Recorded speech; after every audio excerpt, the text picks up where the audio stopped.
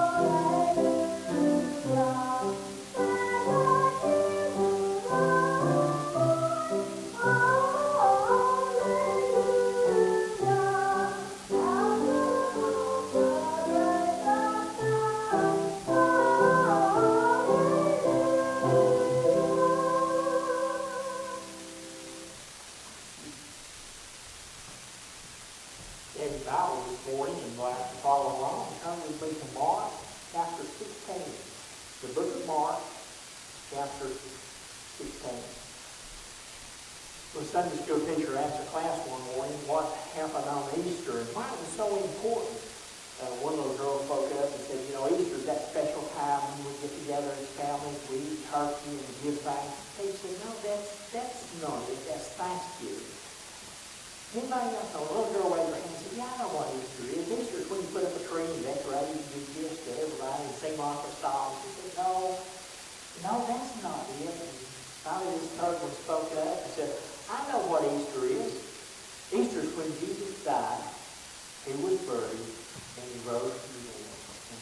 thought, thank goodness, somebody knows. She said, and everybody comes and watches, and if he comes out of the thing and sees his shadow, we have 6 more weeks of winter, and he goes back in. No. You know, we have some weird ideals about Easter, don't we? Everybody does has an idea about what Easter is all about. But what does the Bible say?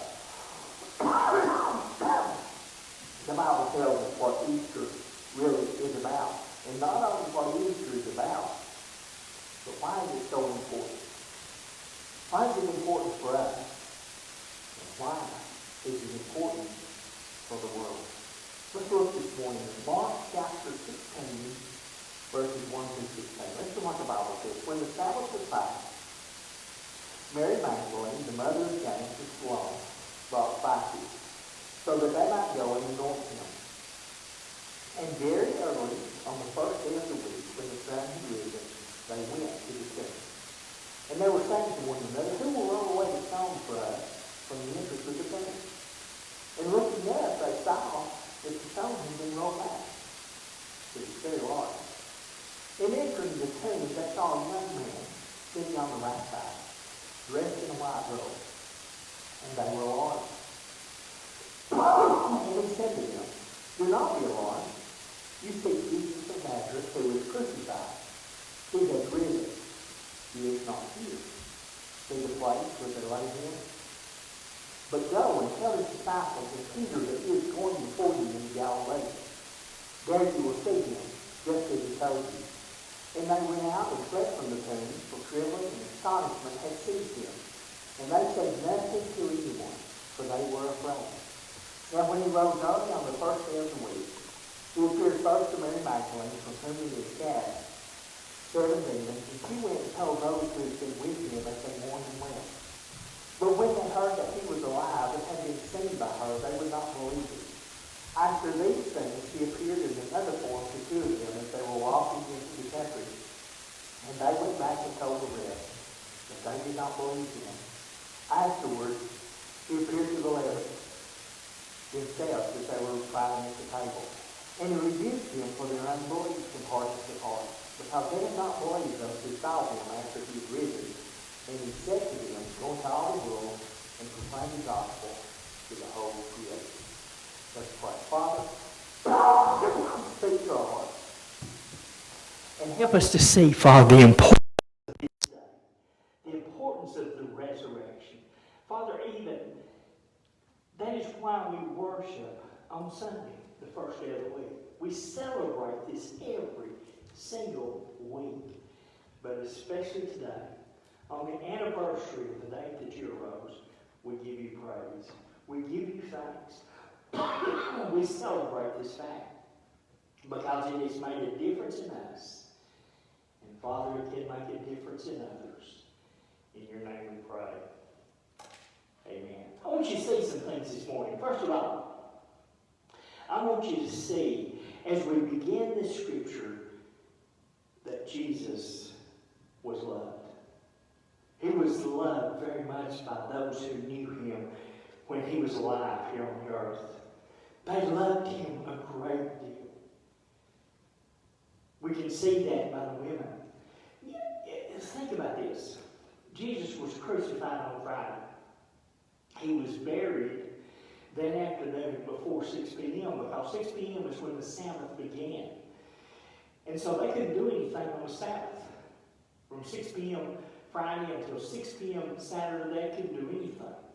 And after 6 p.m. on Saturday, there wasn't time to do anything else, so they had to wait until very early the next morning, Sunday.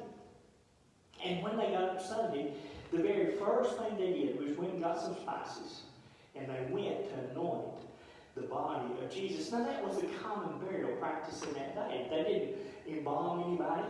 The Jewish people didn't embalm. But they did respect the dead. And so they would put spices on them, and wrap them in cloths, and bury them. And that's what they did to Jesus. And he'd been in the grave a full day and a half. And if you remember the story of Lazarus, John chapter 11, you remember after so many days, they said, we don't want to open that grave because corruption had already began. The body had begun to deteriorate. And the Bible says, he might not smell too good right at this point in time. And so let's not do this. But these women loved Jesus so much that they wanted to do something to honor him at his death. They didn't get to do that after the crucifixion. They didn't get to do that because Joseph, Arimathea come and got the body. Of course, they didn't know Joseph. They didn't know what he was doing, but he was going to do this. But they wanted to do it because they loved Jesus. What is amazing about Jesus, it's hard to have no opinion. You either love him or you despise him. It was certainly true in the day he lived, and it's not much different today. But these folks loved Jesus. They wanted to do something special for him. So these ladies, Mary Magdalene, Mary the mother of James, and Salome, brought spices so they might go and anoint him. They wanted to do this for him. And they did it the very first thing that morning. They were willing to put aside everything else that might have been important on that Sunday, that first day, to come and do this for Jesus. And I want you to see that they loved him a lot. They were willing to suspend everything else that day to take care of this one thing because they loved Jesus. But they had a problem. You see, Jesus was buried in a cave. Israel is unlike America. We have a lot of places where we're getting holes in the ground. That was not possible then. So most of the time they used caves. And in the caves, a lot of times, they would dig out a place to lay the body. And over time, they would just lay different ones who died in the same cave. And as the body deteriorated, they would take the bones and put them in boxes and stack them up over in the corner. When the next one died, they'd bring them in. And Jesus had the tomb of Joseph Arimathea. That's where he was. And there was a large stone that they rolled in front of the entrance to the cave. And when they walked up, they wondered, well, who's going to open the door for us? Who's going to roll the stone back? And of course, the Bible tells us in this story, in verse 3, as they walked up, they asked that question. In verse 4, and looking up, they saw that the stone had been rolled back. All of a sudden, the door was open. Everything was available. You see, they loved Jesus, but they had never heard what Jesus said. The disciples had never heard what Jesus said. If you were here this morning at 7 during our graveside resurrection celebration up in the graveyard at 7, we talked about the fact that Jesus told the disciples time and again what was going to happen to him. And every time he told them that I'm going to Jerusalem, they're going to arrest me. They're going to crucify me. Every time he told them that, he added his line. And on the third day, I'm going to rise again. But for some reason, they never heard that.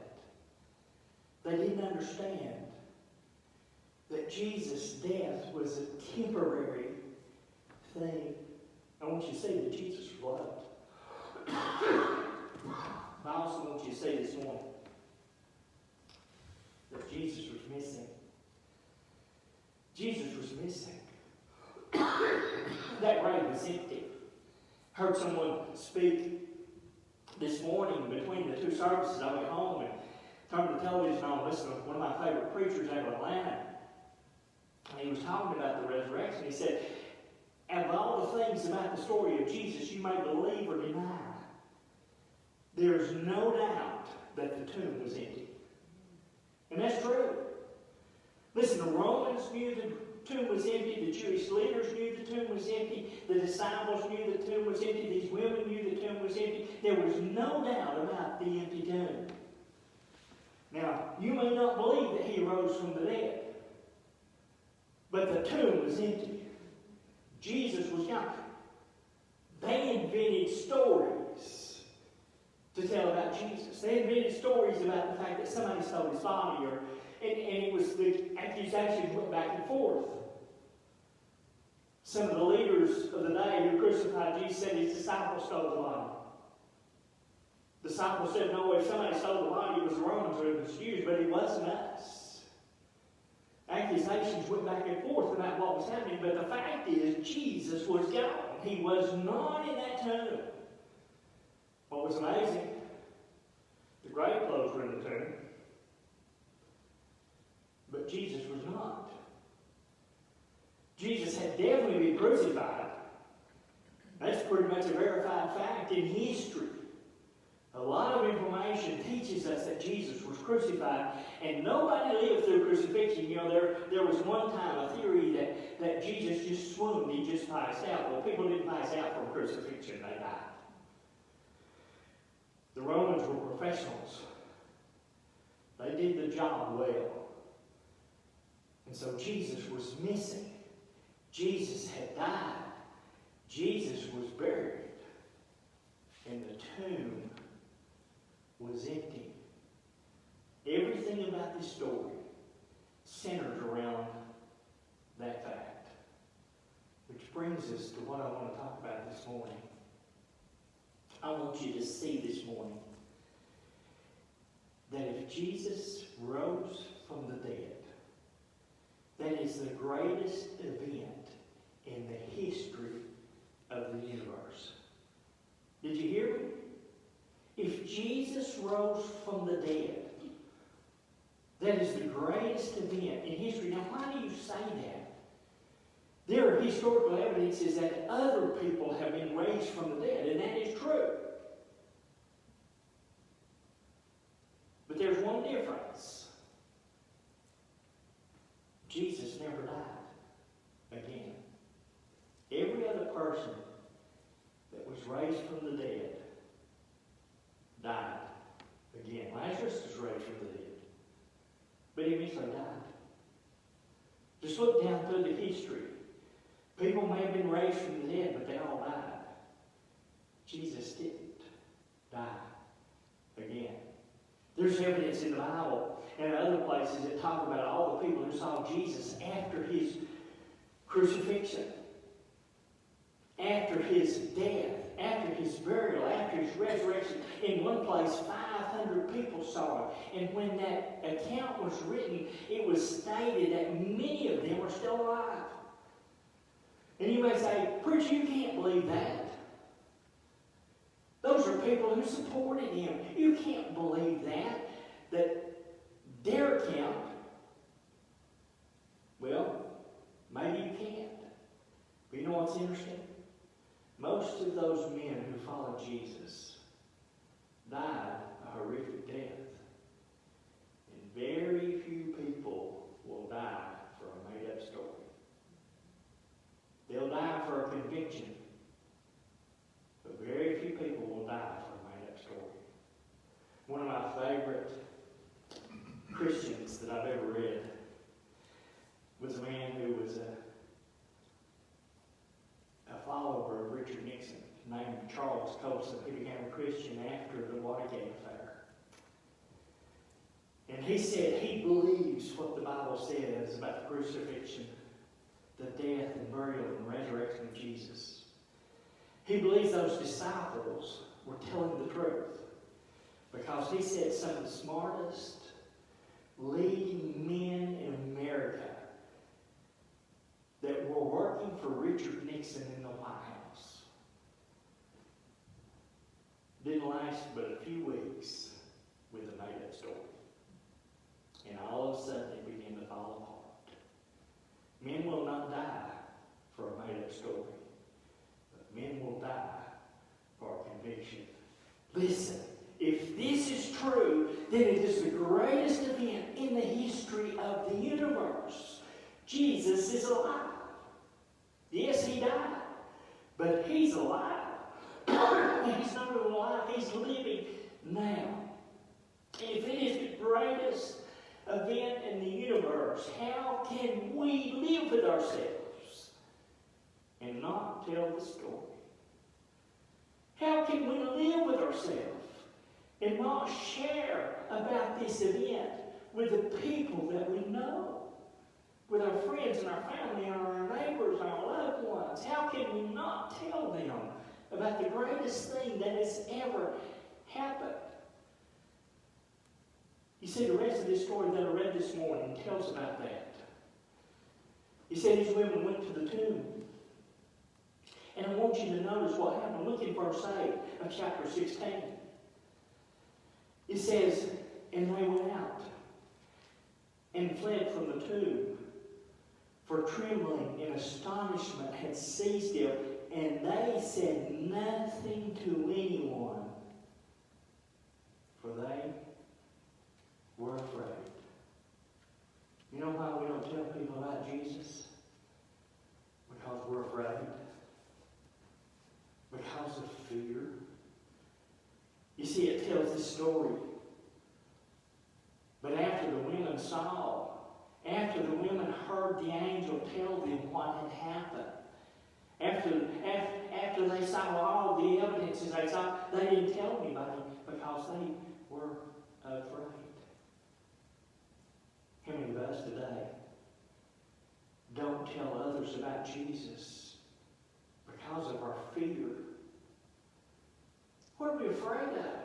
We live in a free country. We can tell anything we want to. We can preach the gospel on the street corners if we so choose. Why don't we tell? I think we're afraid because somebody might ask us a question we can't answer. Well, let me tell you something this morning. If you want to tell somebody about Jesus, somebody's probably going to ask you a question you can't answer. Because they do me. You're not going to answer every question. God doesn't require you to answer every question. If that's your worry, get over it. You can't answer every question about the last football game you saw. You can't answer every question about the latest NASCAR race. You can't answer every question about the political situation. Don't let that bar you from telling others about Jesus. Just because you can't answer a question, that's okay. God doesn't require you to do that. But He does want us to tell others about Jesus. They were afraid. They might have been afraid because they couldn't answer all the questions. Listen, we have fear sometimes today of telling others about Jesus because we're afraid that we might lose their respect. Oh my. Oh my. I wonder how much respect we will have if we get to the judgment one day and somebody looks over at us and says, why didn't you tell me about Jesus? That's a real loss of respect. What if they don't like our religion? What if they don't like what we believe? Does it really matter? It doesn't. Maybe we're afraid that if we tell somebody about Jesus that we will be rejected. Well, let me tell you something. If you're afraid of rejection, you're going to be. Some people say that if you want to tell others about Jesus, you have to tell 10 people to get one people that might listen. In other words, you're going to be rejected about 90% of the time. And even if you get to tell somebody about Jesus, the chances that they'll turn to Christ is slim. But that doesn't change the fact we should tell. That doesn't change the fact that we have a subject that is worth sharing, even if we're afraid. In verse 9, it goes on to say, now when he rose on the first day of the week, he appeared first to Mary Magdalene, from whom he had cast out 7 demons. And she went and told those who had been with him as they mourned and wept. But when they heard that he was alive and had been seen by her, they would not believe it. Here's a fact. There's a good chance you're going to get turned down. There's a good chance if you're going to tell somebody about Jesus, they're not going to believe it. Even if you get hearing, they're not going to believe it. But that doesn't change the fact that we should tell. Let me tell you something. If this is the greatest event ever, how can we not tell?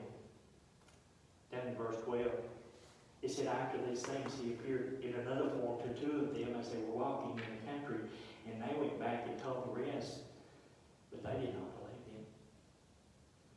You know what a lot of us do when it comes to telling others about Jesus? We think, well, maybe somebody else will. Maybe somebody else will. Maybe those two guys on the road to Emmaus, that's who this is talking about in verse 12. The story is told in Luke about those guys. Maybe they will tell. I mean, I'm afraid. What if I get rejected? What if I get turned down? What if they say no? Maybe somebody else will do it. Well, maybe they will. But maybe they don't know the one that I need to tell. I want you to see this morning. It's foolish to wait for others to do what you have been called to do. In verse 14 it says, afterward he appeared to the 11 themselves as they were reclining at the table, and he rebuked them for their unbelief and hardness of heart, because they had not believed those who saw him after he had arisen. Let me tell you something. Jesus does convict those who need to hear. Jesus came and told the 11. They wouldn't believe anybody else, so Jesus came and told them. But Jesus has called us to do this. You see, the story ends with the giving of the Great Commission in verses 14 and 15. And this is what it says. He said to them, go into all the world and proclaim the gospel to the whole creation. Whoever believes and is baptized will be saved. But whoever does not believe will be condemned. The greatest event in the universe, by the greatest person who ever lived. And we know the story. If you're out there today and you know the story, tell somebody. Do you realize there are eternal consequences to those who don't know? Did you see that in verse 16? Whoever believes and is baptized will be saved, but whoever does not believe will be condemned. It's our job to tell. God's called us to go in the world and proclaim the gospel to the whole creation, to every creature, to every person that we know. And if we don't, there are consequences to those who don't. God help us. Go tell. Maybe you're listening this morning and you have never made a commitment to Jesus Christ as your Savior and Lord. If you haven't done that, let me encourage you to do that this day. This is the day that the Lord has made. And what a beautiful day it is, because we celebrate today the fact that He is alive. And He wants to live in you. He wants to know you. He wants to love you and make you like Himself. He wants you to be the very best you that you can be. Will you ask Jesus in your heart today? You can do that right this moment. I'm going to pray in just a moment. And as I do, you ask Jesus in your heart. Maybe you'd like to talk to me. Send me a message. I'd love to talk to you. I'd love to tell you how to know Jesus. Let's close today with prayer, and then the ladies are going to come and sing a song to end our broadcast this morning. Thank you for listening and being a part of this. Let's pray. Father, speak to hearts and help us to see that we need to turn to you. Help us, Father, to hear as you speak to our hearts, as you convict us. But help us hear the words, what you have done on the cross, in the grave. And by rising again, you give us hope for eternal life. We give you praise for what you do and who you are. In your name we pray.